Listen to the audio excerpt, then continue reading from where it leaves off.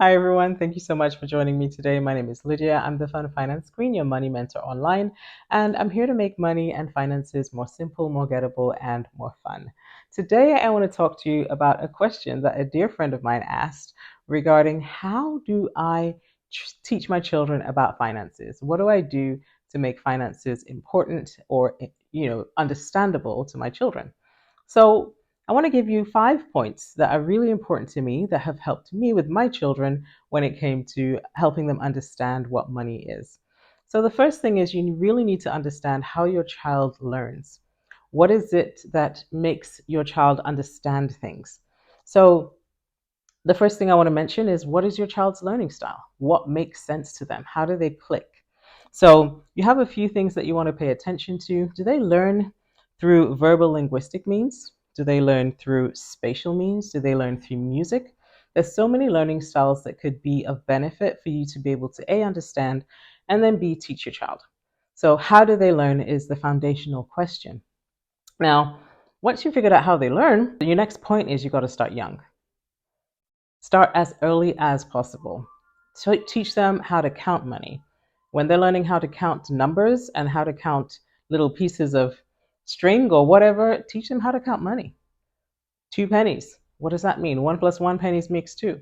It's so important that we teach them to be able to understand the concept of money as quickly as possible. But also, talk about money openly.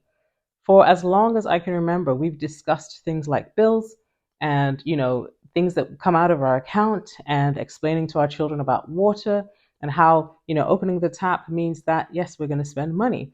So our children actually would say to each other sometimes, close the tap, you're letting money go down the drain. They would be able to understand that because we've made sure that they have a full understanding of how money works and what we pay for out of our budget. The second thing I'd like to encourage you to do is to have a budget with them. So, for example, if they get an allowance every month or every week, encourage them to set some aside as a gift or some aside as money that they will save.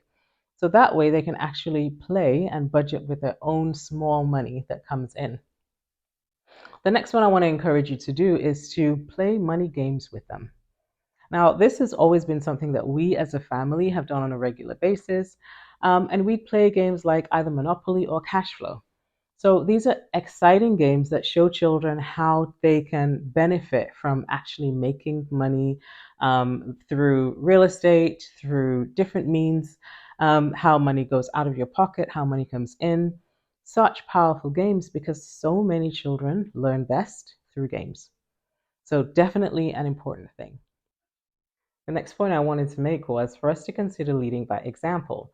So, children see when you do things and how you handle things. So, it's so important for you to be able to explain to your children how, you're actually paying a bill or you are going to a shopping mall. And that means that you're spending money, but that money is coming out of your budget. So, when children see how careful you are with money or how smart you are with money, it actually becomes something that becomes ingrained in their thinking. The amazing thing is, children learn a lot more by what we do than what we say.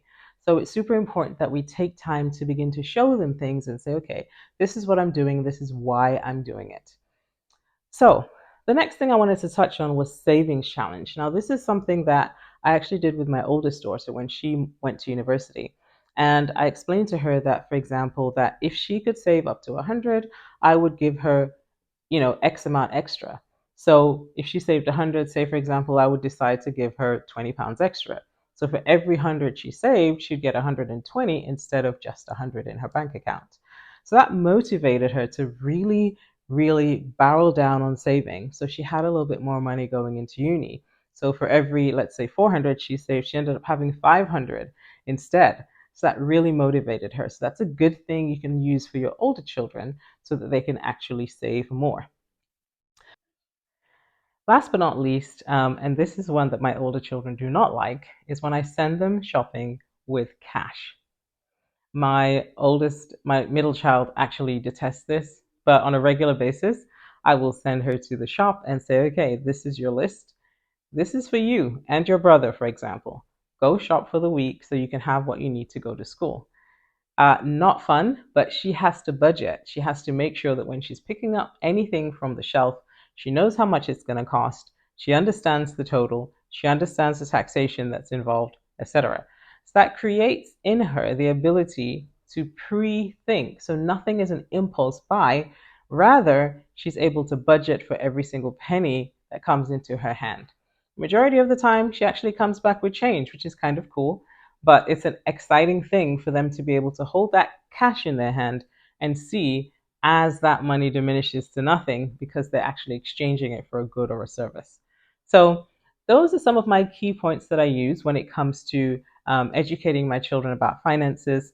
I hope you learned from this, or I hope you got something from it. And of course, please, if you have any questions, stick them in the comments below. And finally, my last two requests of you are that you like this video and subscribe to my channel, and I'll see you on the next one.